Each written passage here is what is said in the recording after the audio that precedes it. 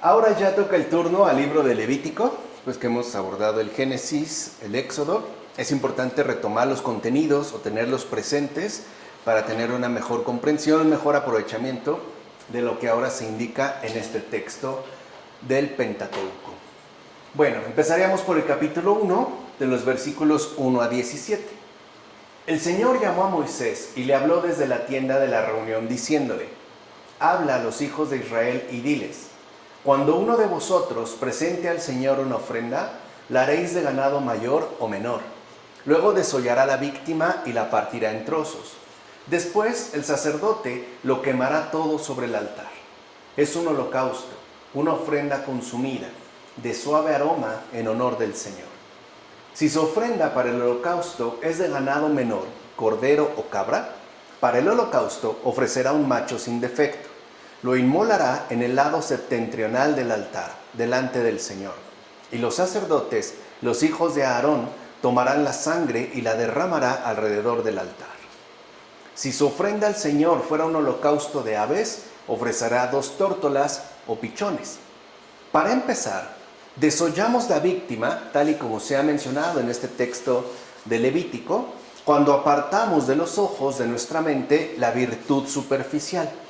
Y esto es algo importante: desollar la víctima es quitar de la piel, ¿no? De tal manera que uno entonces ya no está, digamos, netamente apegado a lo que sería la apariencia externa, que en este caso correspondería con la virtud superficial. Y además la partimos en trozos cuando discernimos lo central de la virtud, es decir, parte por parte y con sumo cuidado. Entonces profundizamos, interiorizamos y tratamos de diseccionar parte por parte lo central de la virtud. De hecho, hay que tener cuidado para que cuando venzamos los males no los suplantemos por bienes frívolos que llevan a la inconstancia, hagan irreflexivos o, peor aún, conduzcan al camino del error. Por eso es tan importante el ir parte por parte, de tal forma que, si bien es cierto, se han logrado vencer los males o se ha logrado acceder a una vida basada en la virtud, entonces que no suplantemos estos males por algunos bienes ciertamente inapropiados, como pueden ser la inconstancia debido a su frivolidad, o el hecho de que nos volvamos irreflexivos, o peor aún, que por habernos deshecho de estos males incurramos en errores graves. Por eso en todo momento debemos estar atentos y perseverar en el examen interior. Además, se debe saber que a veces nos aflige el asalto de un mal pensamiento, ya que nos entretenemos imprudentemente en empresas terrenas, aunque sean buenas. Por eso es tan importante en este caso la vigilancia interior, ¿no? El hecho de que estemos muy atentos a todo lo que está ocurriendo al interior de nosotros. De hecho, cuando una obra terrena se ve tocada por el deseo, crece contra nosotros la fuerza del antiguo enemigo, por el simple y sencillo motivo de que ahora la fuerza se concentrará en este deseo terreno que nos hará perder de vista, a final de cuentas, los bienes celestes. Y en consecuencia, nuestra mente se debilita con el asalto de una tentación no pequeña. O sea, por eso es tan importante la vigilancia interior, porque si nosotros nos centramos de lleno en una mera obra terrena, y esta obra terrena se ve ciertamente alcanzada por nuestro deseo, el enemigo ya tiene por dónde doblegarnos, de tal forma que ahora nuestra obsesión se dirija de lleno a esta obra terrena, aun cuando ciertamente sea buena, y nos veremos asaltados con tentaciones no pequeñas, o sea, nos veremos duramente atacados. Por eso el sacerdote de la ley, una vez troceados en partes los miembros de la víctima, manda a quemar en el fuego la cabeza y la grasa, mientras que las entrañas y las patas primero hay que lavarlas con agua. Así pues, nosotros mismos nos ofrecemos a Dios cuando hacemos de nuestra vida un culto a Dios. Entonces la vigilancia interior también forma parte de este culto debido a Dios en vida con nuestra propia vida. O sea, el hecho de que realicemos todos estos gestos en nuestra experiencia humanamente creyente y terminemos ofrezcándonos a Dios en tanto culto verdadero. En tal caso, ponemos sobre el fuego aquellas partes que son las virtudes de nuestra vida. Eso es literalmente lo que ofrendamos a Dios. Estas entonces desprenden un suave aroma agradable al Señor. Entonces vean cómo al Señor, en primer lugar, siempre se le ofrece lo mejor de cada uno de nosotros. Esta es la primera ofrenda. Después también se le ofrecerá el pecado, pero no en un orden inverso. Primero siempre es lo mejor de nosotros, que es lo que forma parte de este suave aroma agradable al Señor. Y también hacemos arder en buenos deseos nuestros más ocultos estados internos. O sea, no solamente lo que podemos llegar a ofrecer en términos de acciones virtuosas, sino también la situación interior que atraviesa cada uno de nosotros. O sea, también nuestros estados interiores más ocultos, más recónditos, más íntimos. Ahora bien, no olvidemos que las patas tocan la tierra y las entrañas producen los excrementos. Esto significa que algunas veces, quizá por debilidad, toleramos en nuestro corazón cosas ilícitas y sucias. O sea, por descuido, ciertamente por negligencia, por no mantenernos constantes en la vigilancia interior. En tal caso, lo que ocurre es que la sucia tentación mancha nuestros pensamientos y por tanto también terminará ensuciando tanto nuestros actos como nuestras respectivas actitudes. Por eso recuerden que la tentación tiene mucha predilección por el ámbito de los pensamientos, porque sabe perfectamente bien que si nosotros damos cabida a un mal pensamiento, de ahí se desprenderá, ¿no?, por efecto casi inmediato, un acto y una actitud. ¿Y qué son las tentaciones? Sino los excrementos que expulsa el demonio, con lo cual evidentemente nos quiere manchar a todos y cada uno de nosotros. Por eso debemos lavarnos antes para quedar limpios y poder ofrecer nuestro debido sacrificio. Entonces, si se da, como afirma Paterio en la explanación al Levítico. Si lo ven, en Éxodo, el punto culminante estaba sobre el tabernáculo. En el Levítico comienza ahora dirigiéndose al acto por excelencia que tendrá que llevarse en torno a este tabernáculo. Es decir, el sacrificio. Y se nos están dando las indicaciones de cómo es que este debe llevarse a cabo. Por último, tengamos en cuenta lo siguiente. El pichón, recuerden que se afirma, ¿no?, hacia el final, simboliza la simplicidad y la tórtola, la castidad. Por eso se menciona que si no se va a ofrecer o no se tienen posibilidades de ofrecer algún sacrificio con ganado, mayor o menor, se ofrezca un par de tórtolas o un par de pichones.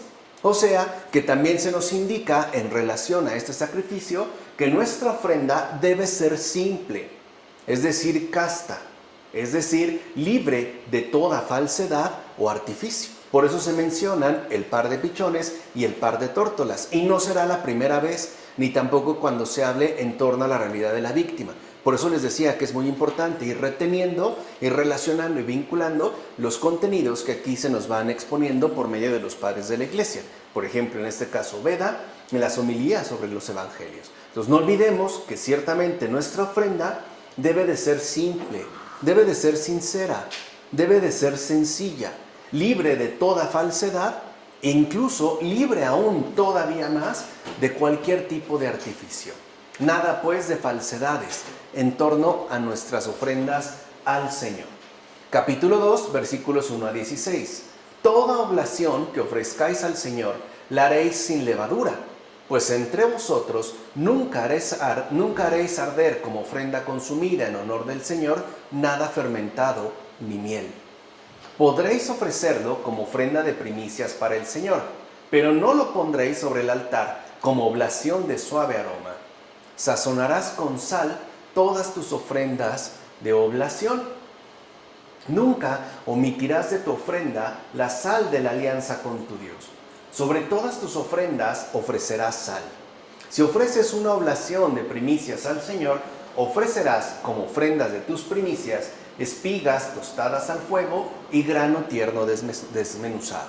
Vean cómo se habla de elementos simples, la miel, la sal, el grano, etc. Para empezar, se nos indica con toda claridad que cualquier oblación debe hacerse sin levadura. ¿Qué es lo que hace la levadura? Infla y fermenta. O sea, cualquier oblación debe hacerse sin ningún tipo de orgullo, ya que el orgullo fermenta y por tanto echa a perder todo nuestro ofrecimiento. De nada nos sirve entonces ofrendar algo al Señor, ofrecerle una oblación, si es que está basada, por ejemplo, en la fermentación producida por el orgullo. Porque a veces puede darse el caso de que acciones simples y sencillas se vean engrandecidas falsamente debido a nuestro respectivo orgullo. El orgullo distorsiona las cosas, nos engrandece de más y ciertamente nos infla, tal y como hace la levadura. Por eso el Señor indica que cualquier oblación debe hacerse sin levadura. Además, la miel tampoco se ofrece en las oblaciones, ya que si bien es cierto que la miel deleita momentáneamente, para el caso concreto, es signo de un placer, que en último término conduce siempre al hastío y a la muerte. Recuerden que el pecado al principio puede saber dulce, pero al final es mortal como hiel, es amargo. Por eso también se nos dice que no nos dejemos llevar por aquellas dulzuras iniciales que esconden ciertamente un veneno mortal. De hecho, el inicial dulzor de la miel se convierte al final en amargor, algo que evidentemente nunca agrada a Dios. O sea, Dios nunca va de lo dulce a lo amargo, sino al contrario, irá de lo amargo a lo dulce. Y mientras más amargo, más dulce será, como afirma Jerónimo en el comentario al Evangelio de Marcos. Por otra parte, lo mismo que la carne se corrompe si no se la sazona con sal. Recuerden que en esos tiempos no había refrigeradores, ni había el único modo de conservación particular de la carne, de cualquier tipo, ya fuera pescado, aves o ganado, era salándola, sazonándola con sal para evitar la corrupción. Entonces, lo mismo que la carne se corrompe si no se la sazona con sal, así también el alma. Si no es sazonada con la sal de distintas tentaciones, entonces esta alma se reblandece y se vuelve débil. Tiene que estar siendo, ¿no?, frecuentemente condimentada. Por eso es que no puede faltar la sal de la alianza con Dios, es decir, la fidelidad a Él. Por eso se habla del sazonamiento ininterrumpido a base de sal. Quiere decir que si por una parte bien es cierto que tendremos olas de distintas tentaciones según diferentes circunstancias, al mismo tiempo debemos estar conservados plenamente en la fidelidad a Dios. De tal forma que aunque nos viéramos sacudidos por una tentación, esto no nos lleve a quebrantar la alianza establecida con Él. Al contrario, que nos ayude a permanecer firmes en la fidelidad ofrendada, como afirmó Orígenes en las homilías sobre los números. Ciertamente, la meditación es la sal que todo lo preserva en nuestro provecho. Es muy importante la meditación. De ahí que el Señor nos pida aderezar con sal todas nuestras ofrendas según el aporte que nos brinda la meditación de las Escrituras. Por eso es tan importante la meditación de las Sagradas Escrituras, tanto del Antiguo Testamento como del Nuevo Testamento. Solo así, o sea, solo a partir de la meditación de las Escrituras, es que lograremos preservarlo mejor y conservarlo intacto. Esa es la idea.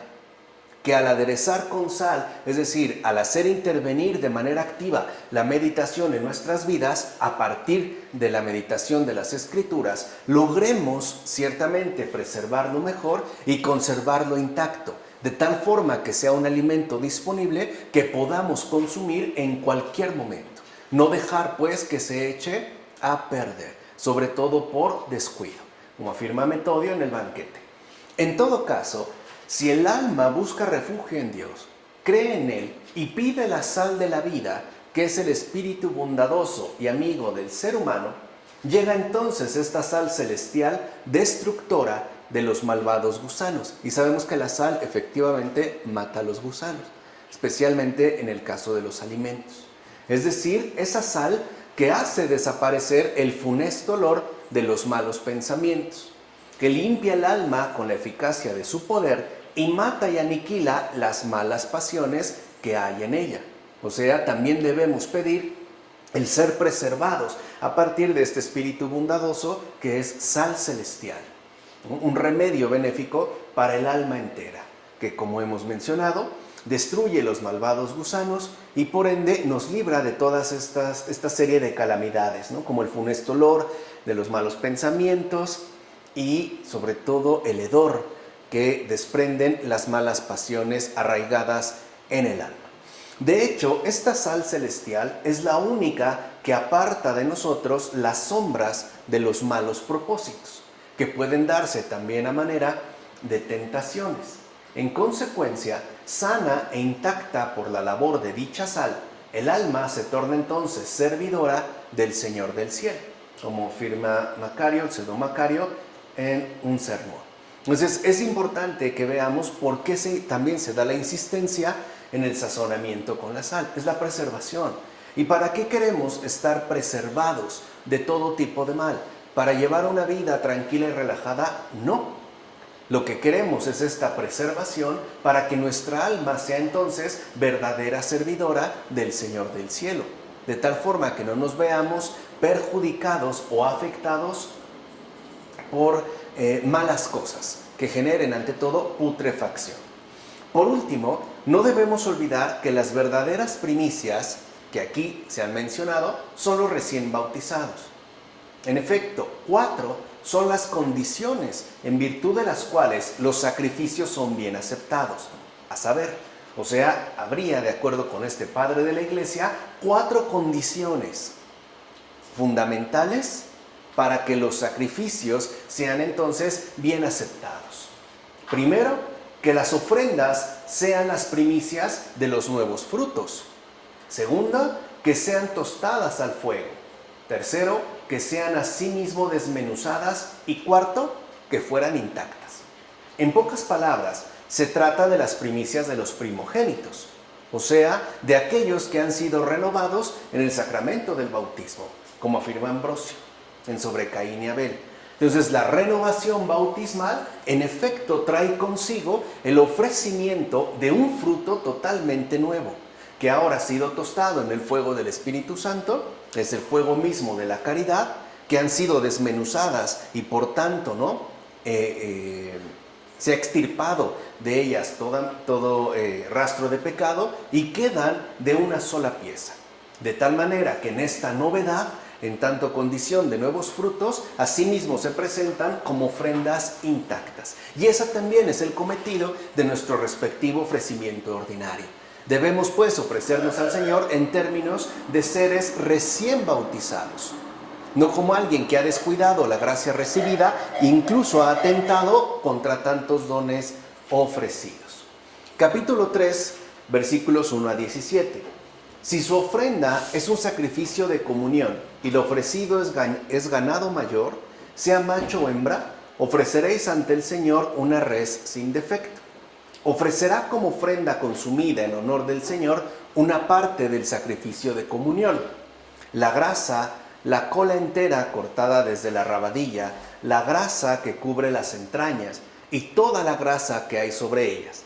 Los 2 riñones con la grasa que hay sobre ellos, la que está sobre los lomos y toda la demás que cubre el hígado, que se apartará junto con los riñones. El sacerdote lo hará arder en el altar. Es un alimento consumido en honor del Señor. Vean cómo se dan también aquí detalles muy precisos en torno a la cuestión del sacrificio. Como hemos escuchado, en este precepto de la ley se manda que la cola de la víctima se inmole en el sacrificio. No es casual, pues, que se mencione la cola. La cola equivale, por tanto, al fin de la obra. Y así puede decirse que inmola bien, o sea, lleva a cabo bien el sacrificio, aquel que lleva la ofrenda, ¿no?, destinada a hasta la perfección de vida. O sea, que no basta con que nosotros hiciéramos ofrecimientos ciertamente parciales y de cierta manera inacabados. No, tenemos que hacer ofrecimiento al Señor basados en la perfección de vida. Por eso yo les había mencionado hace un momento el hecho mismo de que debemos presentarnos, o al menos esforzarnos un poco, por presentarnos siempre al Señor en cada ocasión como recién bautizados, de acuerdo a la perfección de vida. Capítulo 4, versículos 1 a 12.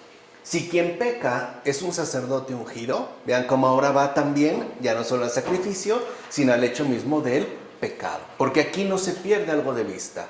Sea como sea, somos pecadores. Bien, si quien peca es un sacerdote ungido, haciendo culpable al pueblo, ofrecerá al Señor por el pecado que cometió un novillo sin defecto, como sacrificio expiatorio. Llevará el novillo ante el Señor a la puerta de la tienda de la reunión. Pondrá la mano sobre la cabeza del novillo y lo inmolará ante el Señor. El sacerdote ungido tomará luego sangre del novillo y la llevará a la tienda de la reunión. Mojará el sacerdote su dedo en la sangre y hará 7 aspersiones ante el Señor frente al velo del santuario. De entrada, se deja en claro que los pecados de los sacerdotes son más graves. De entrada, un pecado cometido por un sacerdote consagrado es muy grave. Son mucho más graves que cualquier otro pecado. En efecto, no es casual que en este caso se mande a hacer un sacrificio tan grande como el que se ofrecía por el pueblo entero. Recuerden que se trata en este caso de una especie de ganado mayor, un novillo, que era usado para los pecados del pueblo entero. Bueno, si un sacerdote ungido cometió un pecado, tiene que ofrecer el mismo tipo de ofrenda para llevar a cabo el sacrificio expiatorio, lo cual ya nos da algún indicio de la gravedad de este pecado. Entonces, esto nos muestra que las heridas del sacerdote necesitan de mayor auxilio. De hecho, fíjense, de un auxilio tan grande como el que necesita todo el pueblo en su conjunto. O sea, todo lo que se necesita para realizar la expiación del pueblo es también necesario para la expiación de un solo pecado de un sacerdote consagrado. Así pues, no necesitarían de un auxilio mayor si sus faltas no fueran más graves. Ciertamente, no son más graves por naturaleza, sino que más bien se agravan por la dignidad sacerdotal que se les ha concedido de lo alto, como afirma Juan Crisóstomo sobre el sacerdocio. O sea, no es porque se trate de un mero nombramiento, sino por la dignidad recibida en base a la gracia. Por eso no podemos olvidar que el sacerdocio es un llamado, no es una preferencia. El sacerdocio no es una opción de vida, es un servicio de consagración, con todas las gracias que implica, pero también con todas las exigencias que comporta. Entonces, esto hay también que tenerlo presente. Por último, veamos lo siguiente. Se llama Jesucristo porque se juntan 2 nombres. Vean aquí cómo hace la relación ya en torno al nombre del Señor Jesucristo. Jesús porque salva y Cristo por ser ungido. Y por tanto, como hemos visto en el caso de Aarón, ser sacerdote. Lo que caracteriza entonces al sacerdote es la unción que le es recibida. Bueno, sabiendo esto, Moisés dio estos 2 nombres a 2 varones elegidos entre todos. A Oseas, su sucesor en el gobierno, le cambió el nombre por Josué. Ahora, Jesús es la forma griega de este nombre. Podemos decir que en hebreo es Josué, pero la forma griega para Josué es Jesús. Y a su hermano Aarón le dio el sobrenombre de Cristo, ya que fue ungido. Christos en griego. Esto tuvo el propósito de mostrar a través de estos 2 varones tanto el aspecto sacerdotal como el regio que había de poseer el único Jesucristo, como afirma Cirilo de Alejandría en las catequesis. Y es algo muy hermoso de entender, porque quiere decir que a partir de estos gestos, por ejemplo, dados en los nombres, tanto con Oseas, llamándolo Josué, como en la unción llevada a cabo con Aarón, se está hablando ya plenamente de este único Jesucristo que es el verdadero Salvador y que además viene en calidad de sacerdote para llevar a cabo el sacrificio expiatorio por excelencia, o sea, el perdón de todos los pecados. Quiere decir que entonces, también en estas líneas, se está prefigurando ya la figura redentora de nuestro Señor Jesucristo. Capítulo 4, versículo 13 al capítulo 5, versículo 13.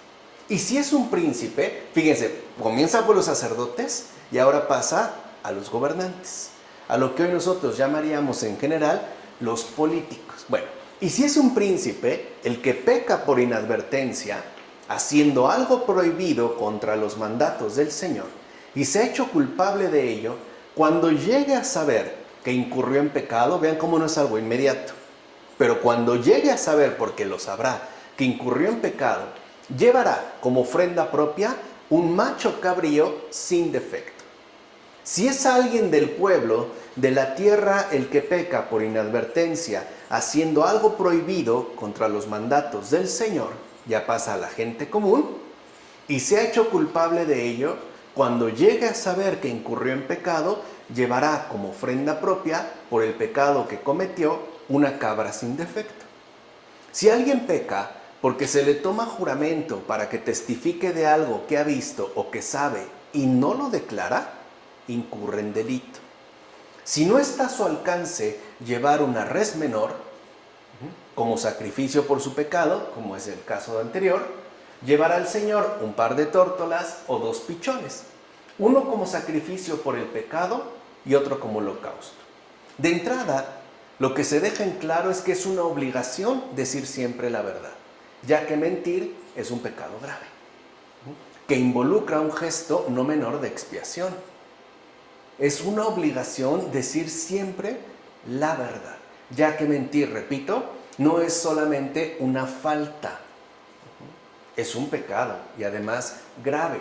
De hecho, la mentira, como afirma Agustín en las cuestiones sobre el Levítico, necesita siempre de la medicina de la confesión. O sea, ¿cómo nos podemos curar de mentir? Pues a través de confesarnos, a través de abrirnos a la gracia sanadora que el Señor nos aporta por medio de la confesión. O sea, si nosotros mentimos, hemos pues de confesarnos. La mentira siempre requiere de esta medicina. Ahora bien, cuando se habla en este caso de las 2 tórtolas y de los 2 pichones, se hace mención a la necesidad de ofrecer algo que ciertamente desconoce el pecado. Esta es la ofrenda que es agradable a Dios. Así pues, la purificación consiste en hacerse semejante al ofrecido. Y este es un rasgo muy hermoso. Quiere decir que nuestro verdadero arrepentimiento no consiste en lo que ofrecemos, sino en el deseo sincero de no volver a pecar, que es el arrepentimiento. O sea, en pocas palabras, la ofrenda que agrada a Dios es la que va ciertamente llena de arrepentimiento, porque queremos hacernos semejante a lo ofrecido. En este caso, algo que no contiene pecado. De hecho, la timidez de las tórtolas simboliza el temor al pecado, como afirma Clemente de Alejandría en el Pedagogo. Entonces, recuérdense la necesidad que tenemos en tanto purificación de hacernos semejantes al ofrecido. Además, no sin motivo, se habla de un par de tórtolas y un par de pichones. En efecto, la paloma es el Espíritu Santo. Así pues, cuando se habla acerca de los misterios grandes y más secretos, los cuales no muchos son capaces de entender, el Espíritu Santo es designado con el nombre de tórtola, es decir, con el de aquella ave que habita siempre en la cima de los montes y en lo alto de los árboles. Fíjense cómo se daría, ¿no?, de manera simbólica la referencia en términos de tórtola, porque se mantendría en lo elevado. En cambio, este mismo Espíritu Santo es comparado con una paloma cuando se hace referencia a lo que se encuentra al nivel de los valles, cuando está pues ahora más bien, ¿no?, andando por más bajo y por ende al alcance de los seres humanos.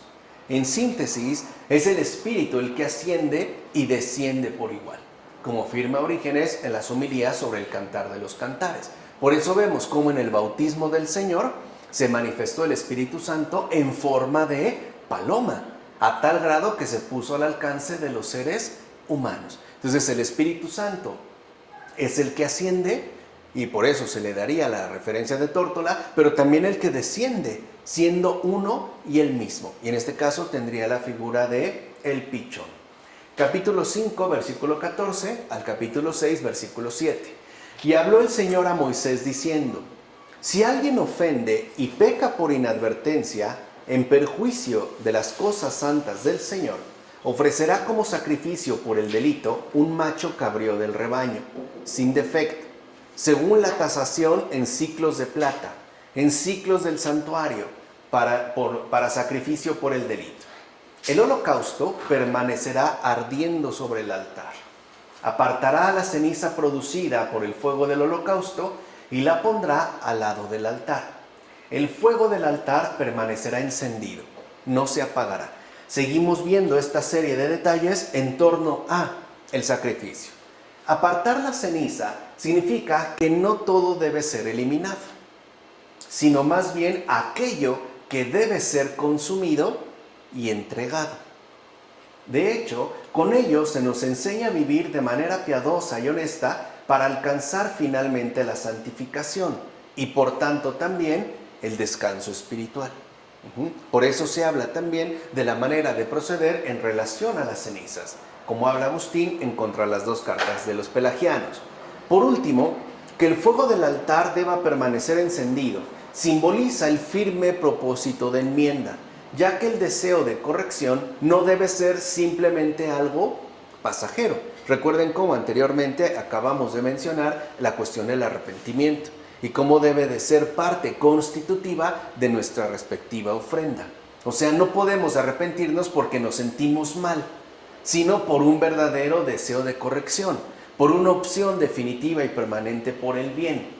De hecho, nuestro afán de enmienda debe ser algo sincero y permanente en todo momento, como afirma Gregorio Magno en las homilías sobre los evangelios. O sea, no se trata de limitar este afán de enmienda a una situación que quizá nos ha traído remordimientos de conciencia o malestares de algún tipo. No, debe de ser algo que nos acompañe siempre y en todo momento. Por eso precisamente a continuación, es decir, en los versículos siguientes, se va a hablar del sacrificio de cada día. Entonces vemos cómo se aborda el sacrificio de manera general hasta que se hace ya algo habitual en el día a día. Pero sigue siendo entonces la forma misma que debe comportar el sacrificio. Así llegamos al capítulo 6 de los versículos 8 a 13. El resto lo comerán Aarón y sus hijos. Se comerá como pan ácimo en lugar santo. Lo comerán en el atrio de la tienda de la reunión. No se cocerá con levadura. Acuérdense de la levadura, lo que ya habíamos hablado. Es la parte que doy de mis ofrendas consumidas. Es algo santísimo, igual que el sacrificio por el pecado y el sacrificio por el delito. Mira, el holocausto es quemado en el altar cuando una buena obra es hecha con el fuego abrasador de la caridad en el corazón de cualquier elegido que se ha entregado a sí mismo totalmente a Dios con su cuerpo y su alma. Ahí está la verdadera víctima. El hecho de ofrecerse uno mismo a Dios de manera total y completa, en cuerpo y alma.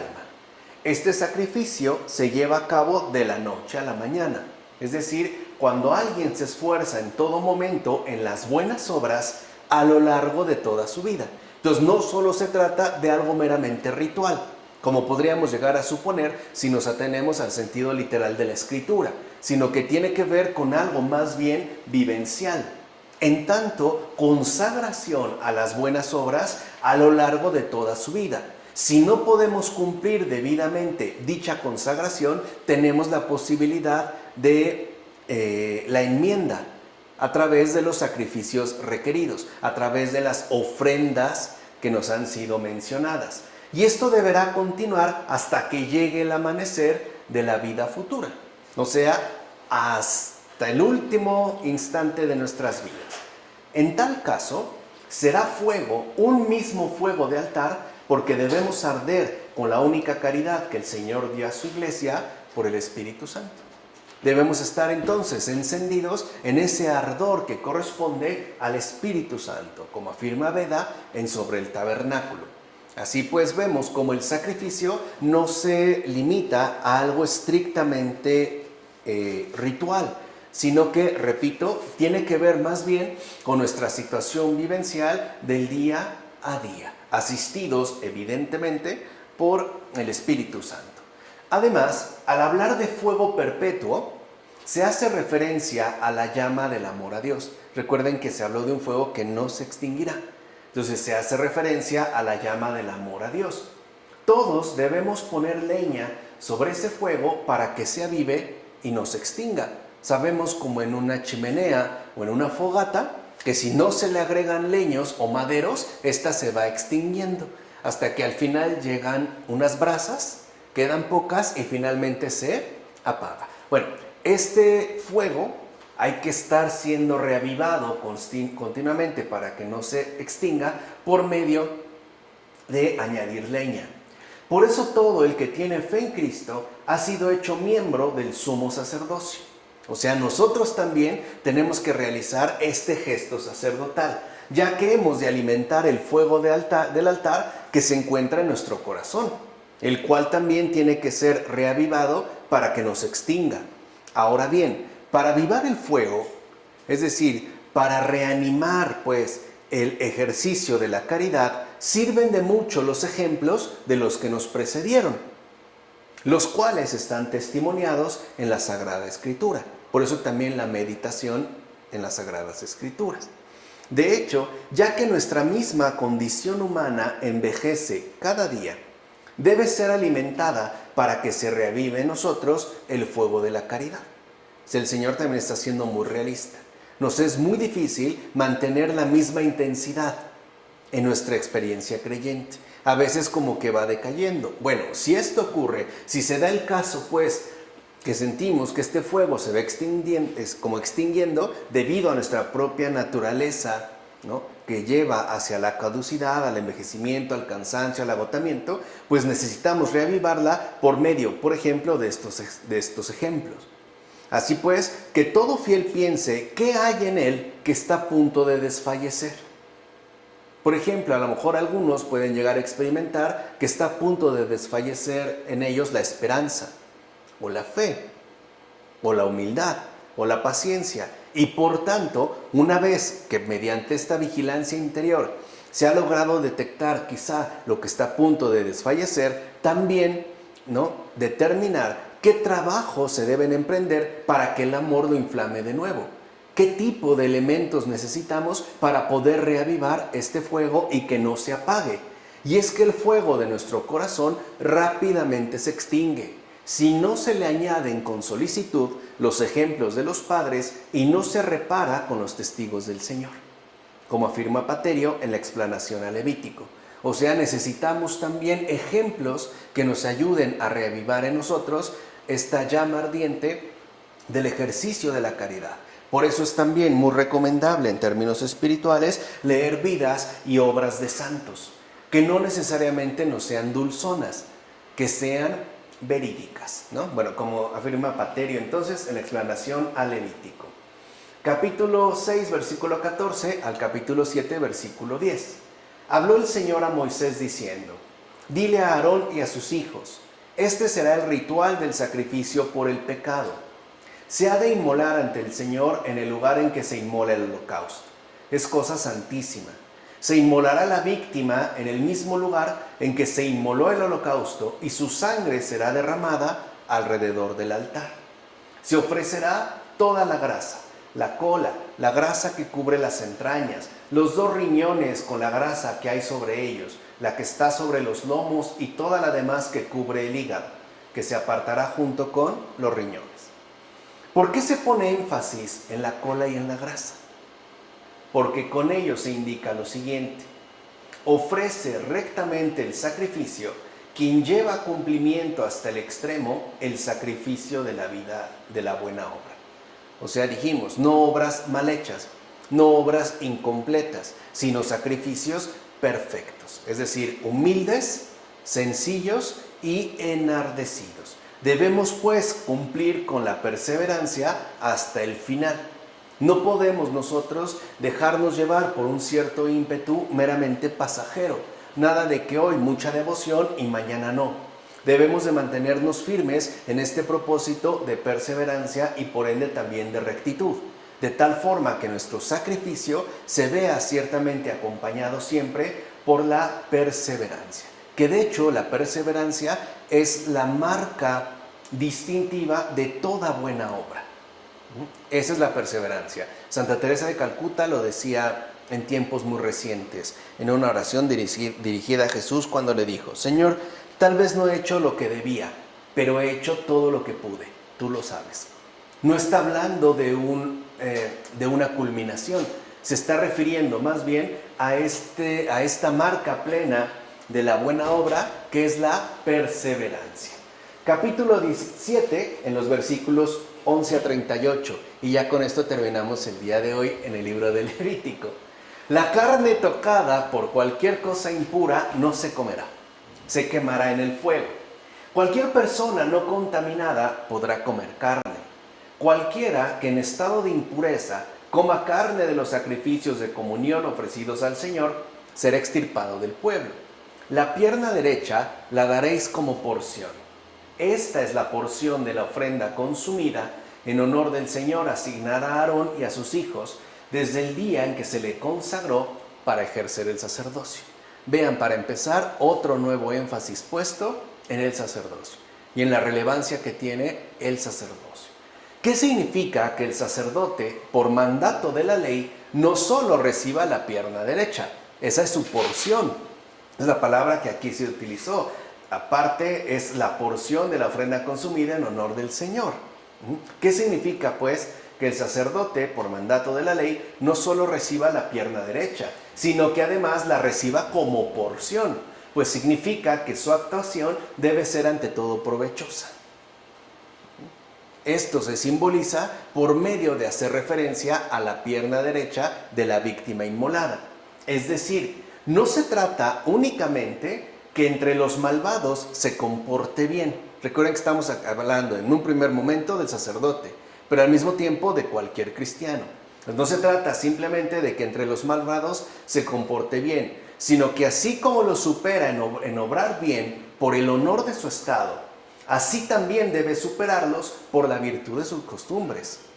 Debe de ser, pues, sincero y transparente en todo su respectivo proceder.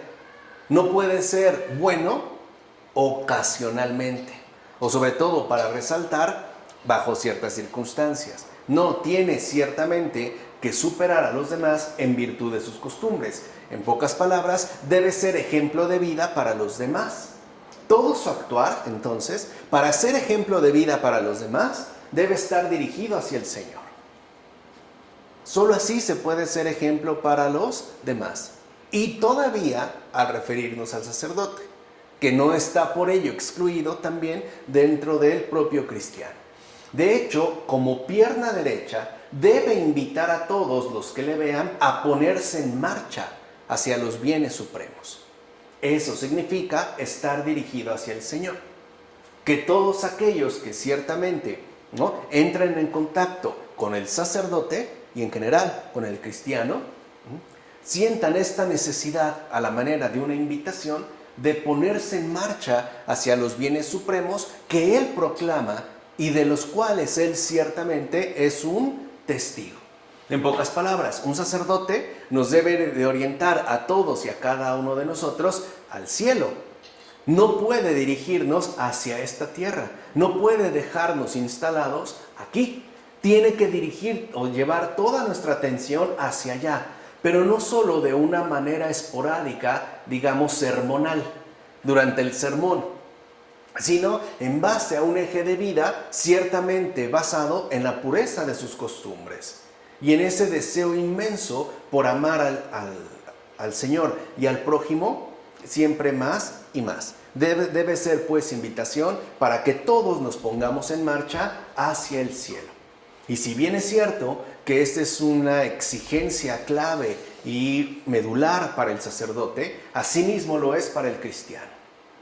Si un cristiano no logra, por lo menos, invitar a los otros a ir al cielo, hacia los bienes supremos, no está haciendo bien lo que le corresponde.